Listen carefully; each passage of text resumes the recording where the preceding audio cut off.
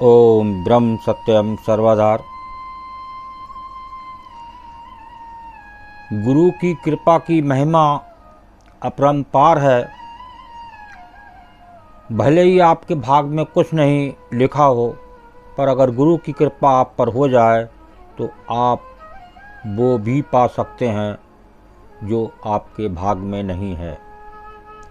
यदि आपके भाग में नहीं है और गुरु की कृपा हो जाए तो वो उस कृपा को कोई रोकने वाला नहीं है।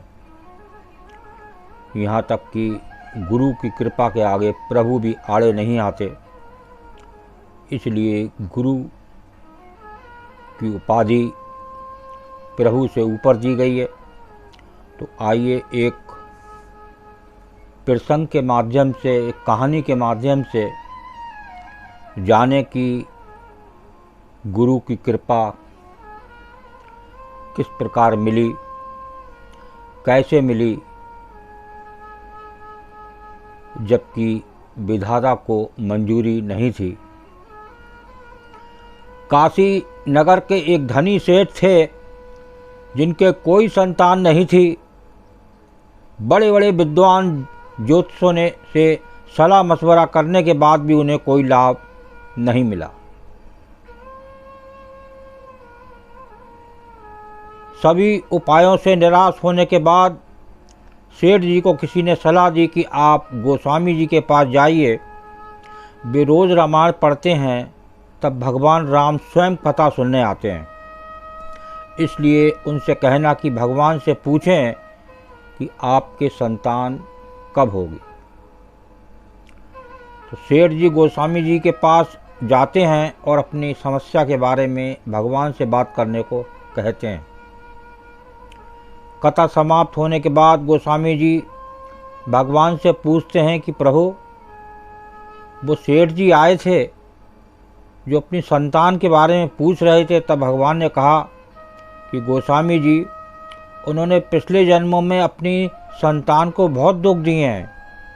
इस कारण उनके तो 7 जन्मों तक संतान नहीं लिखी हुई है। दूसरे दिन गोस्वामी जी सेठ जी को सारी बात बता देते हैं। तो सेठ जी मायूस होकर ईश्वर की मर्जी मानकर चले जाते हैं। अब एक विधाता ने ही कह दी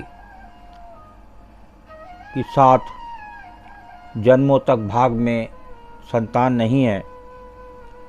आगे श्रवण करते हैं। थोड़े दिनों बाद सेठ जी के घर पर एक संत आते हैं और वो भिक्षा मांगते हुए कहते हैं कि भिक्षा दो, फिर जो मांगोगे वो मिलेगा। तब सेठ जी की पत्नी संत से बोलती हैं कि गुरुजी, मेरे संतान नहीं है। तो संत बोले, तू 1 रोटी देगी तो तेरे 1 संतान जरूर होगी। जब व्यापारी की पत्नी ने उसे 2 रोटी दे देती हैं, उससे प्रसन्न होकर संत ये कहकर चला जाता है कि जाओ, तुम्हारे 2 संतान होगी। 1 वर्ष बाद सेठ जी के 2 जुड़वां संतानें हो जाती हैं। कुछ समय बाद गोस्वामी जी का उधर से निकलना होता है। कि व्यापारी के दोनों बच्चे घर के बाहर खेल रहे होते हैं। उन्हें देखकर वे व्यापारी से पूछते हैं कि ये बच्चे किसके हैं। तो व्यापारी बोलता है, गोस्वामी जी, ये बच्चे मेरे ही हैं।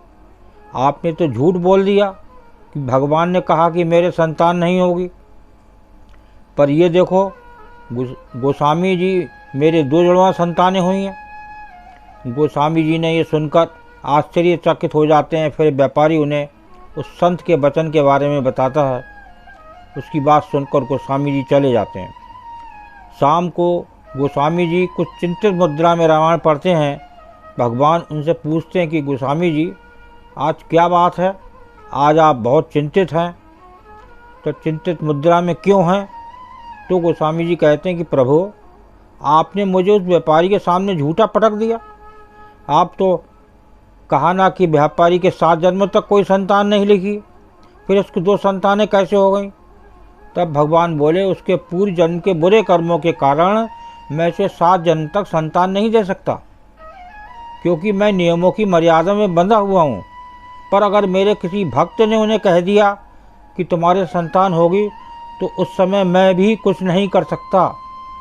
तो गोस्वामी जी क्योंकि मेरे भक्तों की मर्यादा में मैं बंधा हूँ, मैं मेरे भक्तों के वचनों को काट नहीं सकता, मुझे मेरे भक्तों की बात रखनी पड़ती है। इसलिए गोस्वामी जी अगर आप भी उसे कह देते कि जा तेरे संतान हो जाएगी, तो मुझे आप जैसे भक्तों की वचनों की रक्षा के लिए भी अपनी मर्यादा को तोड़कर वो सब कुछ देना पड़ता है जो उसके भाग्य में नहीं लिखा है। तो मित्रों, कहानी का तात्पर्य है कि भले ही विधाता ने आपके भाग्य में कुछ ना लिखा हो, पर अगर किसी गुरु की आप पर कृपा हो जाए तो आपको वो भी मिल सकता है जो आपके किस्मत में नहीं है। तो गुरु की कृपा अपरंपार है। तो गुरु की कृपा जानने के लिए उस गुरु का भजन, उस गुरु का सिमरन, उस गुरु की याद करनी पड़ेगी। कृपा ऐसे नहीं मिल जाती है। कुछ अच्छे कर्म होते हैं तो कृपा वो दूर नहीं है, वो कृपा साक्षात आपके अंदर है। कब वो कृपा आपको मिल जाए, लेकिन आपके कर्म अच्छे हों, आपका भक्ति ठीक हो, तो देखिए भगवान के ना चाहते हुए भी एक संत द्वारा केवल 2 रोटी देने पर 2 संतानें हुईं, जो कि विधाता को ये मंजूर नहीं था। जो उसके भाग में था वो 7 जन्मों तक औलाद ना मिलना। तो ये है गुरु की कृपा।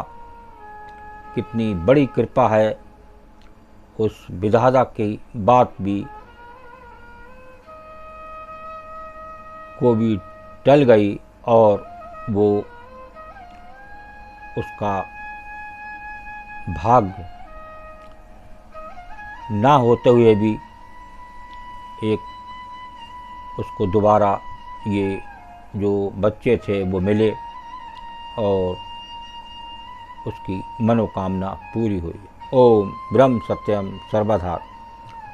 दास की अगर कहानी अच्छी लगी हो तो ज़रूर सब्सक्राइब करें और ज़्यादा से ज़्यादा शेयर करना ना भूलें, ताकि और भी लोग गुरु की कृपा को जानें। ओम ब्रह्म सत्यम सर्वदा।